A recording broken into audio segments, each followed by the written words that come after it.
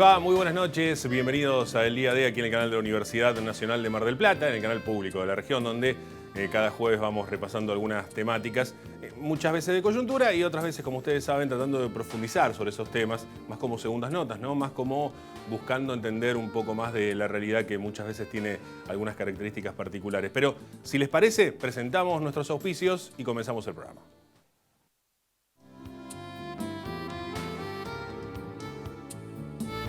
Auspician este programa. Sindicato de Empleados de Comercio Zona Atlántica. UTE, El Libertador.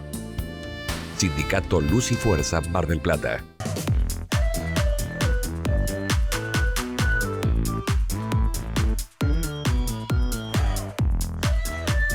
Personal.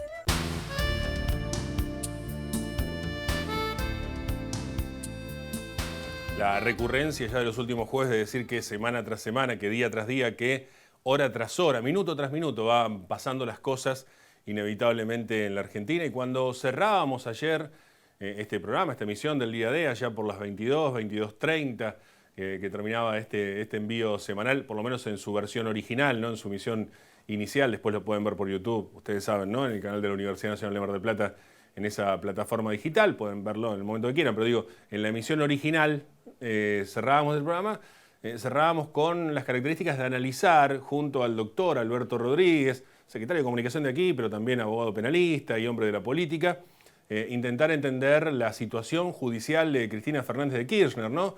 Teníamos hasta el jueves pasado, hasta que terminó el programa del jueves pasado, más bien un revuelo por lo que había ocurrido y las protestas y no protestas y vallas y no vallas en la puerta de la expresidenta y actual vicepresidenta de la Nación, Cristina Fernández de Kirchner. Minutos más tarde, segundos más tarde les diría, porque fue casi 22:30 el acontecimiento, una persona en el medio de la llegada de Cristina a su vivienda saca un arma y le gatilla. 2 veces le gatilla, según lo que dicen, están todos en investigación, ya lo sabemos todos cuál fue el acontecimiento, y las balas no salen y esto permite que, por suerte, digamos, no haya pasado una circunstancia peor. Una situación, un hecho, un atentado aberrante, un intento de magnicidio, algo que no tiene características de análisis el hecho en sí. Digamos, no es permeable a que uno pueda pensar o analizar o suponer o decir, ponerse de un lado o del otro. Esto no hay vuelta al entendimiento más que de la situación o de una situación muy grave como pueda ser un atentado premeditado, una situación de intento de magnicidio pero con una premeditación y con una búsqueda particular, o de una persona que sin filtro, ¿no? Hace lo que hace, digamos, ¿no? Un asesino, porque evidentemente ese es un homicida que comete semejante hecho, ¿no? Desde el punto de vista, insisto, puntual del hecho, desde hablar de la situación totalmente repudiable, no hace falta que lo digamos. El viernes debimos estar todos en la calle, digamos. Yo lo tuve por una cuestión profesional también, pero digo, es una situación de defensa de la democracia, de defensa de intentar que estas cuestiones no las queremos nunca más en la Argentina y eso tiene que quedar clarísimo, ¿no? La violencia en este contexto, la opinión y la diferencia llevado a la violencia no debe existir nunca más. Todo el resto que se diga con respecto a este hecho es ser cómplice del hecho. Cualquier otra cosa que no sea un repudio explícito a lo ocurrido contra la figura de Cristina Fernández de Kirchner el jueves pasado es ser cómplice, ser parte de quien dispara, acompañar y respaldar a quien dispara. Y eso es, por supuesto, inadmisible en estos tiempos, porque la democracia costó mucho alcanzarla. La democracia llevó mucha sangre y mucho dolor. Fue la herida más grande que tenemos en la historia argentina, y eso que hemos tenido una seguidilla de dictaduras. Pero la última fue por demás sangrienta y ya todo lo que ya todos sabemos, ¿no? Y seguimos mencionando. Por eso nunca más. Por eso este tipo de hechos que repercuten directamente en estas cuestiones, nunca más. Esto es el nunca más del que tanto hablamos. Esto es lo que no queremos nunca más en Argentina. Otro tipo de análisis evidentemente acompaña eso. Y por supuesto que el hecho también tiene una repercusión posterior, más allá del acompañamiento total, pese a algún que otro también dirigente que lamentablemente, o alguna otra mujer que también es parte de la dirigencia que termina siendo, ¿no? Un hecho más aberrante aún que el hecho en sí mismo, que es no acompañar o poner en duda algo, o intentar planificar alguna cuestión o decir, pero se escuchaban cosas como, por ejemplo, y esto lo están usando políticamente. Inevitablemente es un hecho político también, digamos, ¿no? Y lamentablemente que una persona armada que dispara en la cara de la vicepresidenta de la Nación termina siendo un hecho político. Digo, lamentablemente, porque justamente es lo que decía antes, es nunca más esa forma, digamos, ¿no? Inevitablemente. Y eso ha corrido un poco las piezas de cara a lo que venía ocurriendo, y eso ha generado también un movimiento distinto. Y lo que queremos, digo, insisto, para no caer en un análisis de lo que me parece no necesita análisis, y hay simplemente una respuesta posible, que es el repudio absoluto y la solidaridad para con la figura de la vicepresidenta de la Nación, pensemos como pensemos, digamos, no vamos a caer justamente en esa posibilidad. Creo que ese hecho puntual es lo que ha llevado, digamos, al análisis de toda la semana, no al análisis, digo, a la información de toda la semana y al esperar que se haga justicia rápidamente. Pero quiero hacer foco en la atención de lo que se está generando, porque pareciera también, en el marco de esta cuestión, que estamos cayendo en una situación de amor-odio, cuando en principio no deberíamos y no necesitamos esta cuestión, pero sobre todo volviendo a enfocar sobre algunas cuestiones, ¿no? Porque por supuesto que esto es fruto del odio, por supuesto esto es fruto de una persona irracional que sin ningún tipo de filtro, digamos, de poder asimilar las cosas y poder discutir de política y poder avanzar una democracia que necesita la discusión y de la disidencia, porque también está sobrevaluada, ¿no? La coincidencia y el consenso. Pareciera como, no, el consenso es cuando ya hubo mucha disidencia y llegamos a un punto en común que es el mejor para todos. Pero tiene que haberla, dice, tiene que existir, la dice, tiene que haber pensamientos distintos. Eso de eso se nutre justamente la función democrática. Como tiene que haber poderes distintos, y lo que hablábamos la semana pasada con respecto a la institucionalidad en duda, ¿no? Con una justicia que es cuestionada por el Poder Ejecutivo y un legislativo que está en un estado totalmente pasivo con respecto a las cuestiones, más que seguir las corrientes de algún otro momento, con alguna cuestión declarativa y no mucho más. Digo, pero este es el juego, y este es el que queremos, y es el mejor que tenemos, y lo vamos a seguir defendiendo. Esté quien esté en el gobierno y sea quien sea la figura que nos represente. Y esto es lo que hay que seguir teniendo en claro de base, pero parece que no, y hay gente que no lo tiene ese filtro, digamos, ¿no?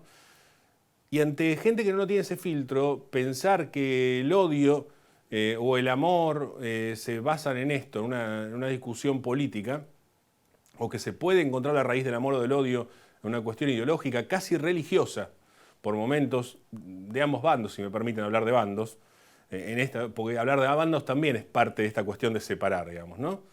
Porque el mismo odio discursivo hay de uno y otro lado con respecto a los otros, pero creo que en el medio está la gran masa popular, que no es de nadie, y con esto me refiero literalmente a que no es de nadie, sino que es justamente lo que fortalece la democracia, lo que fortalece la posibilidad de ir eligiendo, y lo que nos fortalece que el año que viene podamos ir a votar y vivir justamente en democracia. Me parece que está ahí el núcleo de la cuestión.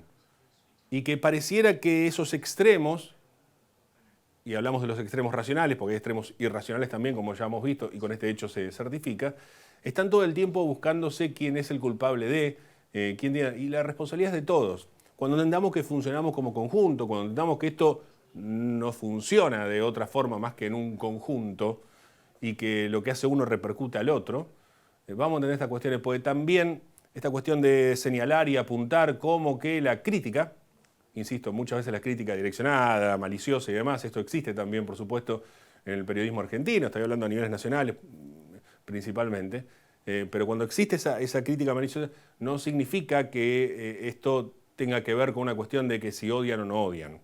Digo, no creo que los medios de comunicación, como equivocadamente dijo el presidente de la Nación, sean los responsables de esto. En todo caso, terminan siendo un canal, a veces profundizador, un medio justamente, para algunas otras cosas que están diciendo los propios dirigentes. No hubo un mea culpa de la dirigencia argentina. Hubo un hecho de solidaridad y se quedaron con eso, un par de tweets y se quedaron con eso. No se dan cuenta de la gravedad a la que nos están llevando. Y fíjense, digo, porque ya tengo que ir cerrando el comentario inicial, sin caer en un análisis, pero fíjense que esto es clave en esta cuestión y que se van incrementando esos discursos y esos ataques permanentes. Con esto tampoco quiero desde acá señalar a la dirigencia, pero creo que la dirigencia tiene que hacer una autocrítica una vez por todas. Porque si estamos acá, por más que los medios de comunicación influyan, como si hiciera una lobotomía, ¿no? Y nos dejaran enceguecidos a todos, ¿no? Como si no fuesen los discursos políticos los que generan estas cuestiones, digo, fíjense a dónde están llevando este extremo. Fíjense hasta dónde la conveniencia individual o partidaria termina siendo lo que genera llevarnos hasta acá. Me parece que lo que ocurrió el jueves pasado, después de terminar este programa, lo que ocurrió con este intento de magnicidio totalmente repudiable, y la única forma que hay es de repudiar estos hechos, y nunca más queremos estos hechos, es justamente tomando conciencia y haciendo autocrítica. La clase dirigente, más de mandar un tuit de solidaridad y repudio, debe tomar conciencia de lo que está ocurriendo, porque la situación, por debajo, está pasando algunos límites ya muy delicados. Vamos a una pausa, quédese que ya volvemos. Viajar en colectivo te conviene. Ahora tenés una respuesta inmediata a todas tus consultas. La nueva línea gratuita de atención al usuario. 0800-333-0701. Viaja asegurado. Viaja tranquilo. Subite a los colectivos de Mar del Plata. Sindicato Luz y Fuerza Mar del Plata. 25 de mayo, 4135. Los pluviales no producen basura. Nosotros nos ocupamos del mantenimiento.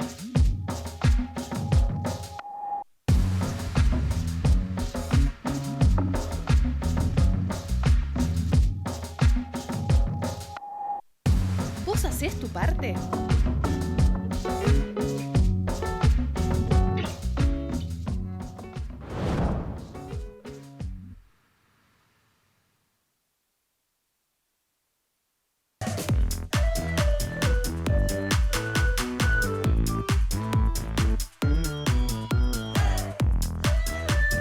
Personal.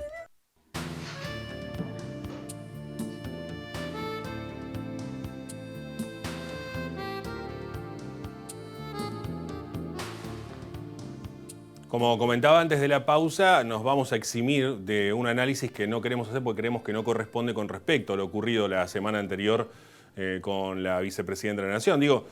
Probablemente existan los análisis, hagan falta algunos análisis. No creo que desde aquí podamos, más allá de, por supuesto, estar todos conmovidos con la situación y, por supuesto, estar todos en un marco de repudio a lo ocurrido, quedarnos con eso y tratar de que la justicia actúe de la mejor manera posible. Y hablar de otros temas también, como siempre proponemos, hablar con los protagonistas de otros temas. En este caso tenemos el gusto de recibir en nuestro programa al doctor Rodrigo Bionda, quien es referente del Juzgado Civil y Comercial número 2 de Azul, pero además, y voy a agarrar la hoja porque son muchísimas algunas de las cuestiones voy a marcar de las cuestiones que hace, porque él es docente de grado y posgrado en distintas universidades, organismos nacionales y extranjeros, es investigador, es miembro admitido por la Asamblea General de Naciones Unidas del Comité Ad Hoc para elaborar la Convención Internacional sobre la lucha contra el uso de las tecnologías de la información y de las comunicaciones con fines delictivos, en la ONU. Es especialista convocado por las Comisiones de Derechos y Garantías y Justicia y de Asuntos Penales del Honorable Senado de la Nación. Es miembro de la Red Internacional de Justicia Abierta. Bueno, puedo seguir con todo esto. Vamos a saludarle y agradecerle al doctor Bionda por esta línea. Doctor, ¿cómo le va? Buenas noches, gracias por atendernos.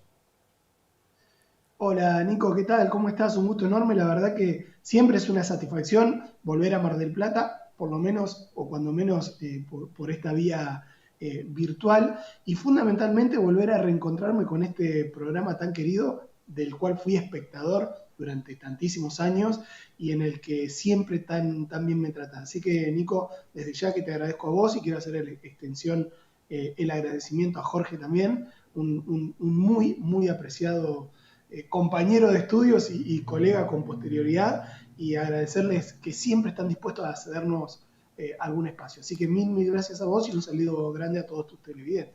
Rodrigo, bueno, ¿qué es esto de la ONU? Que intentaba mencionar por ahí, como referencia, que sos miembro de esta comisión que investiga, como para resumirlo, hablar de esta cuestión de los ciberdelitos. Mira, Nico, lo que aconteció fue que el 27 de diciembre de 2019, durante el transcurso de lo que fue el 74º periodo de sesiones de la Asamblea General de Naciones Unidas, recordémosle a los televidentes que la Asamblea General es el órgano principal de Naciones Unidas, que es donde están representados los 193 Estados miembros. La Asamblea General adoptó una resolución mediante la cual estableció crear un comité intergubernamental especial de expertos de composición abierta, representativo de todas las regiones, con la finalidad de que se elabore una convención internacional integral sobre la lucha contra la utilización de las tecnologías de la información y de las comunicaciones con fines delictivos. Es decir, ¿qué es lo que advirtió la Asamblea General de Naciones Unidas? Advirtió que debajo o bajo el cielo encapotado de datos binarios, se han disuelto las limitaciones geográficas, con lo cual delitos que están cometidos o que se cometen, se perpetran, se llevan a cabo, se planean desde un espacio inasible como es el espacio, como son los ecosistemas digitales, no era posible seguir combatiéndolos a través de los planes estratégicos de lucha del delito de cada estado individual. Se dieron cuenta de que al ser un flagelo global debería ser prevenido, investigado y combatido desde una perspectiva global. Entonces la Asamblea General de Naciones Unidas decidió elaborar un instrumento que en algún punto vaya aglutinando todas esas delimitaciones geográficas que son cada uno de los Estados miembros y consensuar lineamientos generales para poder prevenir, investigar y combatir en bloque un flagelo que se está perpetrando también en bloque, deslocalizado geográficamente y muchas veces desde una perspectiva asincrónica, es decir, desde la anonimización que permite la ubicuidad, es decir, desde infinitos lugares a la vez. Uh-huh.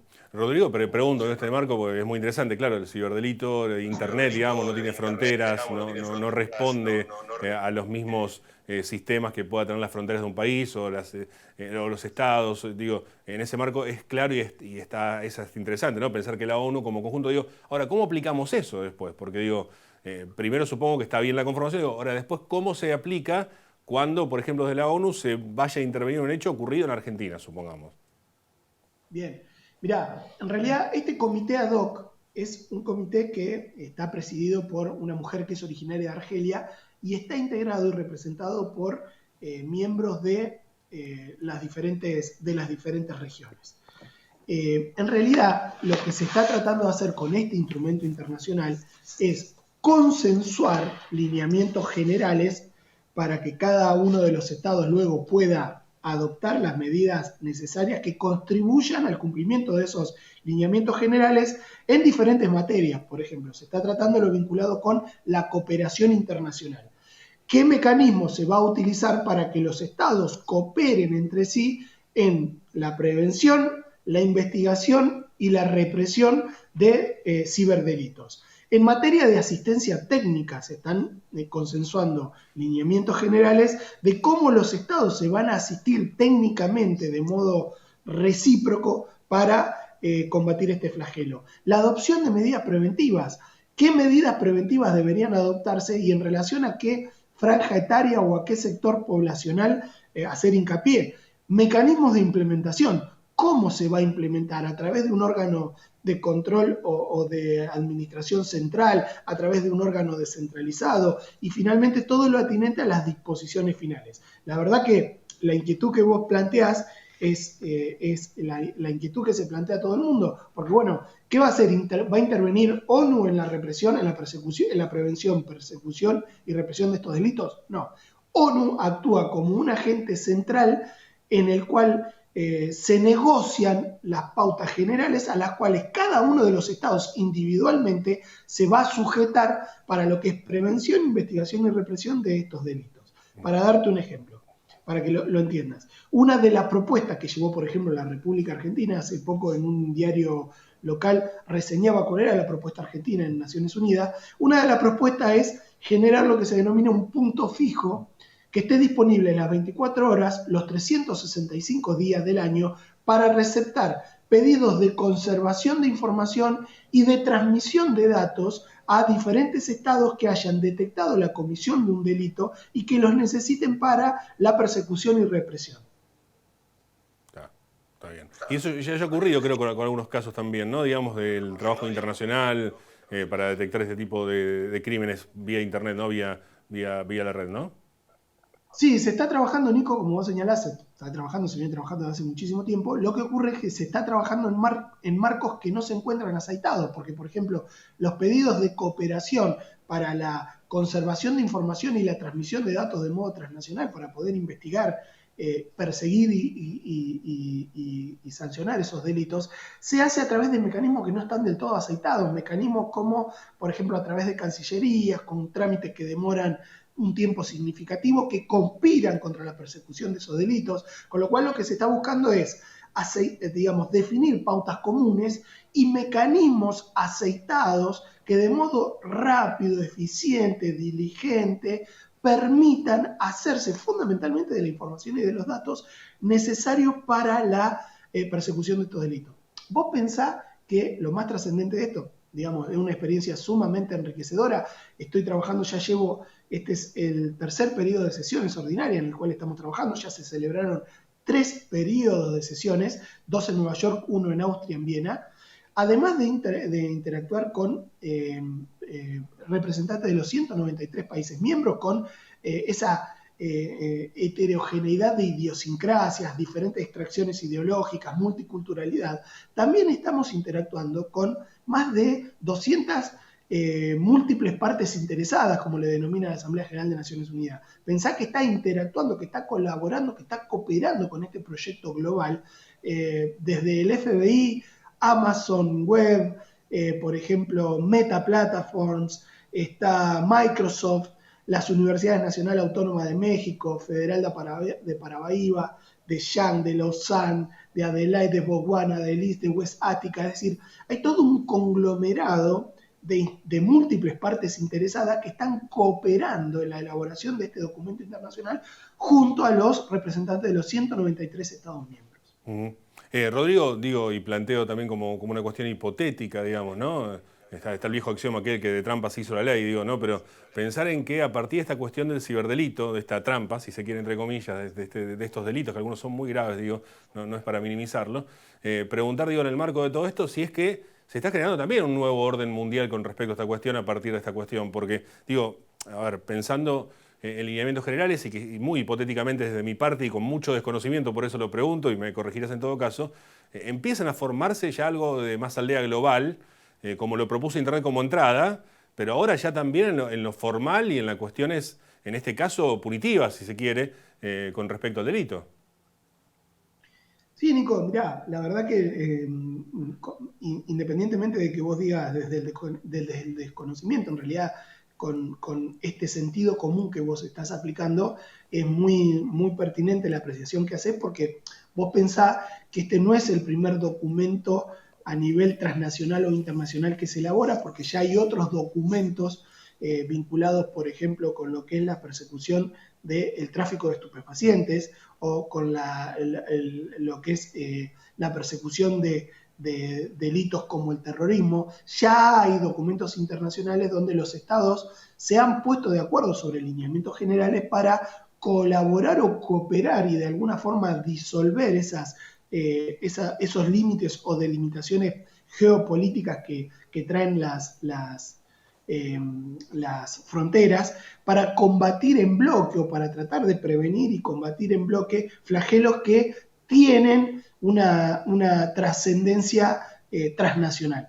Desde esta perspectiva, vos pensás que se está elaborando una convención internacional que abarque íntegramente todos los delitos que se cometen a través del uso de la tecnología y de las comunicaciones. Desde delitos individuales, pensá en suplantación de identidad, el robo de identidad, desde delitos como el sexting, el grooming, hasta delitos que rozan lo que es o que son propios del ciberterrorismo, como aquellos perpetrados a través de la inoculación de ransomware, que es un malware, un virus que encripta información de sistemas operativos enormes y se pide un rescate para la desencriptación de esa información. Pensá que en esa franja, toda la cantidad de delitos que se perpetran a través del uso de la tecnología y de la comunicación están tratando de ser aprendidos dentro de este documento internacional. Para darle una nota de actualidad, pensá en, por ejemplo, el secuestro de información que han sufrido algunos poderes judiciales nacionales. Pasó primero con el Poder Judicial chaqueño, pasó con el Poder Judicial de Córdoba, donde a través de un ransomware se les fue encriptada la información en su sistema operativo y estuvieron paralizados. Sí, aquí pasó en la municipalidad misma, pasó esto, en la municipalidad de General Pueyrredón, hace un par de años pasó lo mismo. Bueno, Nico, no solamente desde el nivel local, desde el nivel regional, sino también a nivel mundial. Hay muchos ciberdelitos que se están perpetrando contra, por ejemplo, para que te des una idea, sistemas de salud, donde a través de un ransomware se secuestra la historia clínica y se encripta la información contenida en la historia clínica de todos los pacientes, impidiendo tener acceso, salvo que se pague un rescate para su liberación. Es decir, es un flagelo transnacional y desde luego que como flagelo transnacional debe ser prevenido, debe ser investigado y debe ser reprimido con la colaboración de todos los países miembros de una organización mundial como es Naciones Unidas. Seguro. Rodrigo, no tenemos más tiempo ahora, te agradecemos, vamos a volver a molestarte para seguir hablando de estas temáticas que son tan interesantes. Muchas gracias y un abrazo. Bueno, Nico, mirá, sabés que estamos en el tercer periodo de sesiones, están programadas 10 sesiones, el próximo periodo de sesiones va a ser el mes de enero. Desde luego que tanto toda la gente de Mar del Plata, el Día D y particularmente vos, cuentan con el aporte que uno les puede hacer para ir manteniéndolos actualizados en torno a los avances que se vayan logrando en este evento o en este trabajo cooperativo de nivel internacional que uno realmente tiene el privilegio de participar. Te digo, somos muy pocos los argentinos que tenemos la posibilidad de estar participando dentro de las tareas o del grupo de trabajo que está llevando adelante este comité ad hoc de la Organización de Naciones Unidas. Así que te vuelvo a agradecer muchísimo por el espacio y desde luego que cuentan conmigo las veces que sean necesarias. Muchas gracias. Grande. Un abrazo, Rodrigo. Muchísimas gracias. El doctor Rodrigo Bionda, insisto, juez civil y comercial del juzgado número 2 de Azul, pero también con una amplia trayectoria y ahora miembro de esta comisión de la ONU que intenta resolver en conjunto a nivel internacional estas cuestiones relacionadas con el ciberdelito. Ya lo ha explicado él muy bien, así que no voy a ser recurrente en esta temática. Nosotros literalmente no tenemos más tiempo, así que les agradecemos por habernos acompañado y si les parece, los esperamos el próximo jueves a las 22 aquí en el canal de la Universidad Nacional de Mar del Plata. Que tengan una buena noche y será hasta la próxima. Gracias. Chao.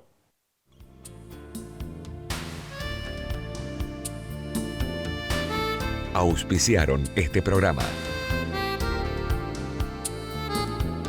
Sindicato de Empleados de Comercio Zona Atlántica. UTE, El Libertador. Sindicato Luz y Fuerza, Mar del Plata.